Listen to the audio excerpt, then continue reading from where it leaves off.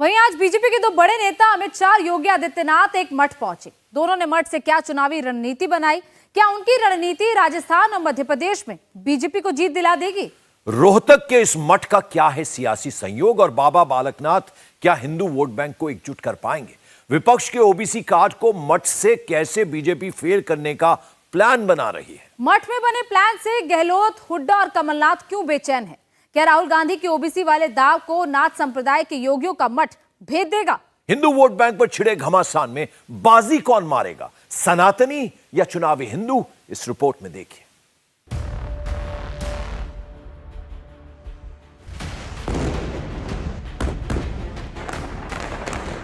Hamas Gaza पट्टी, Taliban Afghanistan, Ukraine सनातन विश्व शांति की गारंटी। योगी ने रोहतक के बालकनाथ मठ में क्यों कहा कि सनातन ही विश्व शांति की गारंटी है? इसकी वजह दुनिया के 3 हिस्सों गाजा पट्टी, अफगानिस्तान और यूक्रेन के हालात हैं। गाजा पट्टी और यूक्रेन में जंग चल रही है, आसमान से मिसाइलें गरज रही हैं, जबकि अफगानिस्तान में तालिबान की बर्बरता का कोई अंत नहीं है और जान बचाने के लिए लोग इधर उधर भाग रहे हैं। गाजा पट्टी से अब तक 1.25 लाख लोग जान बचाकर भागे हैं। यूक्रेन से 63 लाख लोग देश छोड़कर भागे हैं। अफगानिस्तान में तालिबान की सत्ता आने के बाद करीब 50 लाख अफगानी देश छोड़कर भाग चुके हैं। लेकिन हिंदुस्तान में करीब 20 करोड़ मुसलमान होने के बावजूद कहीं धर्म के नाम पर लड़ाई नहीं है। इसकी वजह यहाँ हिंदुओं की बहुसंख्यक आबादी और उनका सनातन पर अटूट विश्वास है। इसी वजह से बाइडेन, पुतिन और बेंजामिन नेतन्याहू से लेकर फिलिस्तीनी तक भारत की तरफ आशा भरी निगाहों से देख रहे हैं। पूरी दुनिया के अंदर वर्तमान में संघर्ष चल रहा है। कोई अफगानिस्तान से भाग रहा है, कोई यूक्रेन से भाग रहा है, कोई गांजा पट्टी से भी भाग रहा होगा। लेकिन दुनिया के अंदर अगर वास्तव में विश्व शांति की कोई गारंटी हो सकता है तो विश्व शांति की गारंटी केवल सनातन धर्म हो सकता है और भारत हो सकता है, बाकी कोई और नहीं हो सकता। यही कारण है जब आज दुनिया के अंदर संकट आ रहा है तो संकट के समय हर देश, हर धर्मावलंबी, दुनिया का हर पीड़ित मानव भारत की तरफ बड़ी आशा भरी निगाहों से देख रहा है। प्रधानमंत्री मोदी जी की ओर बड़ी आशा भरी निगाहों से देख रहा है। उसे विश्वास है भारत ही फिर से उसके लिए आस बनेगा, भारत ही फिर से एक विश्वास बनेगा। और भारत की आस और विश्वास के साथ जब भारत की 140 करोड़ की आबादी जुड़ती है तो यह दुनिया की एक ताकत बनती है, दुनिया की एक ताकत। रोहतक में योगी ने 23 और 24 की चुनावी लड़ाई को सनातनी हिंदू वर्सेस चुनावी हिंदू, असली हिंदू वर्सेस मौसमी हिंदू, संपूर्ण हिंदू वोट वर्सेस जाति वाला हिंदू वोट की लड़ाई बताया। रोहतक में योगी आदित्यनाथ और योगी बालकनाथ की हुंकार से कांग्रेस के भूपेंद्र सिंह हुड्डा की हालत पतली हो गई। दरअसल रोहतक के मस्तनाथ मठ का हरियाणा और राजस्थान में बड़ा प्रभाव है। मठ के महंत योगी बालकनाथ हैं, जो अलवर से बीजेपी सांसद हैं। योगी बालकनाथ यादव समाज से आते हैं।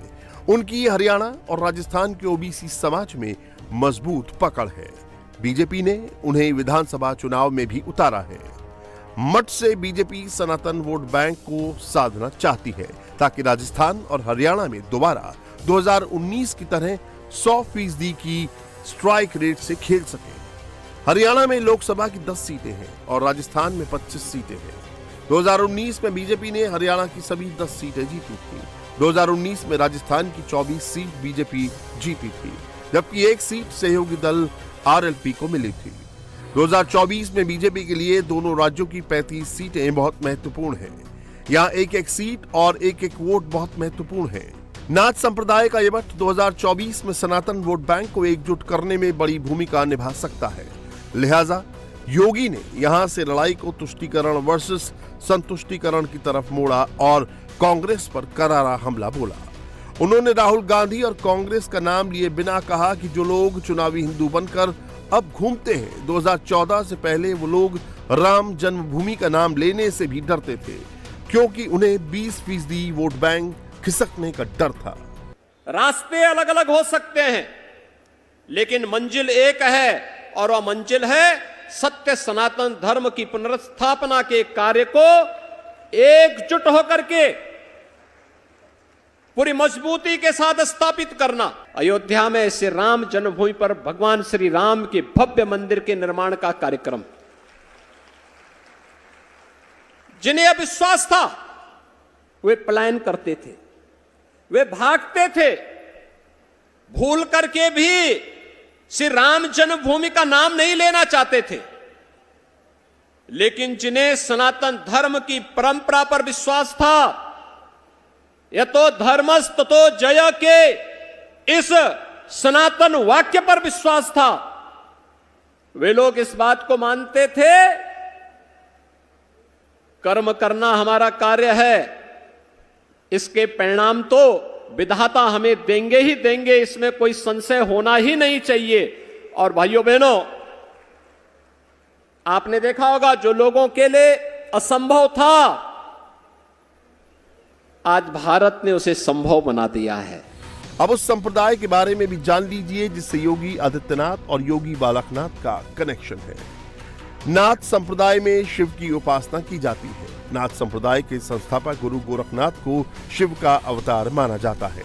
नाथ संप्रदाय में जाति वर्ग का कोई भेद नहीं है। मुसलमान भी गुरु गोरखनाथ के शिष्य रहे हैं।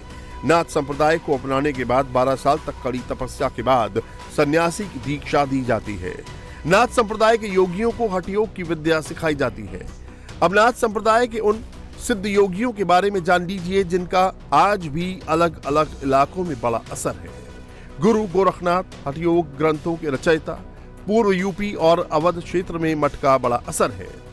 गुरु जालंधर नाथ 12वीं सदी के सिद्ध संत, राजस्थान और पंजाब में मठ का प्रभाव है। गुरु चौरंगीनाथ बंगाल के राजा देवपाल के पुत्र, पाकिस्तान के सियालकोट में मठ है। गुरु भृतहरिनाथ उज्जैन के राजा और विद्वान जो राजपाट छोड़कर योगी बन गए। गुरु धर्मनाथ 15वीं सदी के सिद्ध योगी, गुजरात के कच्छ में मठ है।